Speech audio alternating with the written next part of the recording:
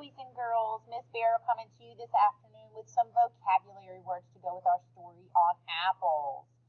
This first vocabulary word is bloom. And if we look at the tree, we can see that that tree is in bloom, which means it has made flowers to grow the apple trees. The next vocabulary word is ripe. Take a look at this apple. It is red and ready to be picked. That means it is ripe.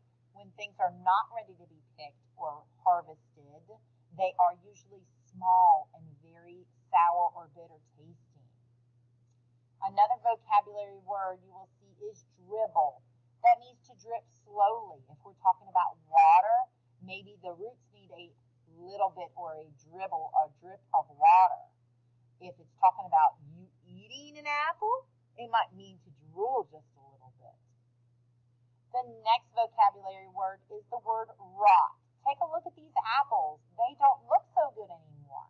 Remember, in the life cycle of a tree, sometimes apples fall to the ground. And when those apples fall to the ground, if the animals and bugs don't eat them, they are left on the ground to decompose and decay. Eventually, all of that skin on the outside of the apple and the flesh inside will expose the seeds, and the seeds will go back into the ground to start that tree life cycle again. The last word we have is thud, and that's the sound that the apple makes when it hits another. When something falls, it makes a thud. Think about you falling to the ground. You don't do it quietly. You make a noise. And the same thing with an apple. When it falls out of the tree and hits the ground, it makes a noise.